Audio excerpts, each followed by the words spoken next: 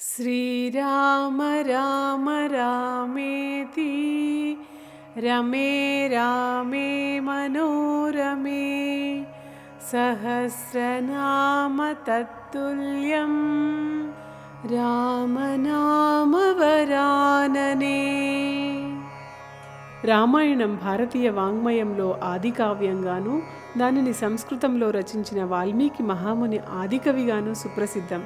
రామాయణ కావ్యం సంస్కృతంలో రచించబడింది. రామాయణ మహాకావ్యాన్ని విన్నా చదివినా ఎంతో పుణ్యఫలం లభిస్తుంది. ఆ మహాకావ్యాన్ని శబ్దరూపంలో తెచ్చే ప్రయత్నం చేస్తున్నాను, విని తరించండి. జై శ్రీరామ్.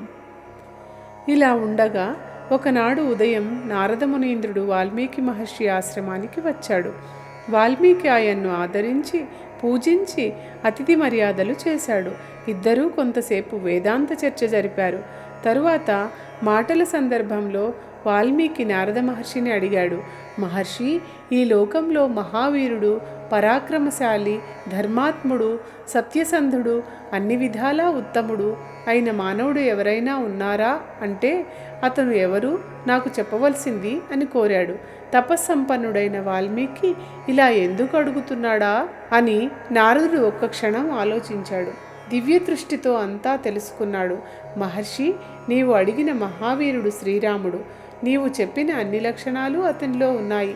అతను సూర్యవంశంలో పుట్టాడు, అయోధ్య పట్టణాన్ని పరిపాలిస్తున్నాడు అని చెప్పాడు. ఇలా చెప్పి నారదుడు రాముడి రూపురేఖలు, గుణగణాలు వర్ణించాడు. అతని కథ క్లుప్తంగా వినిపించాడు. నారదుడి వల్ల రామకథ విని వాల్మీకి ఎంతో సంతోషపడ్డాడు.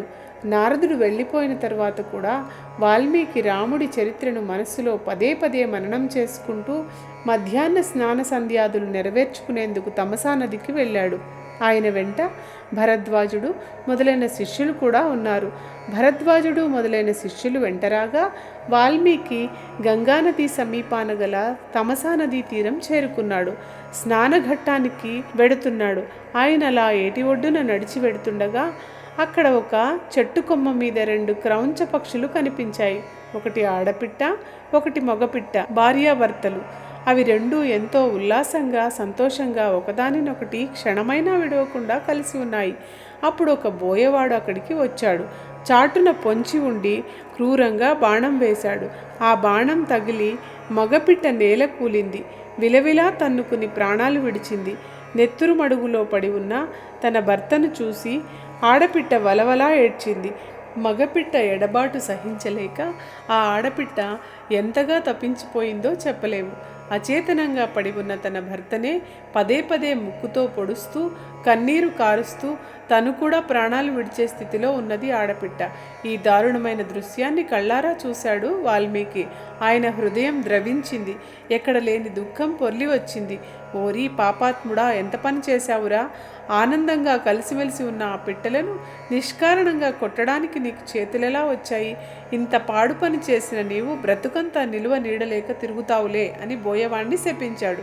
తనకు తెలియకుండానే వాల్మీకి నోటి వెంట ఈ తిట్లు వచ్చింది, కానీ ఇలా ఎందుకు చేశానా అని వెంటనే చింతపడ్డాడు.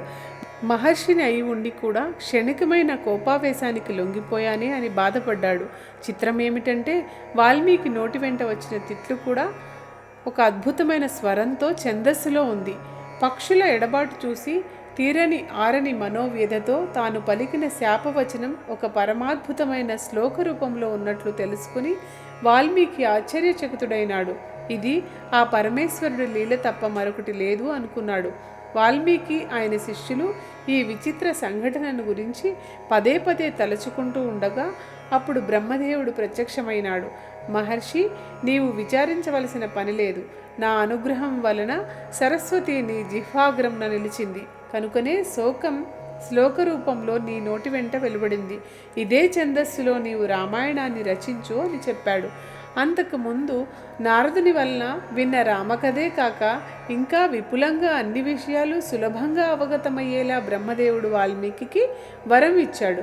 లోక కళ్యాణార్థం వాల్మీకి రచించే రామకథ సూర్యుడు, చంద్రుడు, భూమి, పర్వతాలు ఎంతకాలం ఉంటాయో అంతకాలం ప్రసిద్ధమై ఉంటుందని చెప్పి అంతర్ధానమైనాడు బ్రహ్మ. అంతటా వాల్మీకి అద్భుతమైన శబ్దాలతో రాముడి చరిత్ర అంతా రచించాడు. అదే రామాయణం. ఇది 24,000 శ్లోకాలు.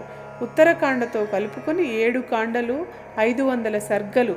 ఆ విధంగా వాల్మీకి ఆదికవి అయినాడు. రామాయణం ఆదికావ్యం అయింది.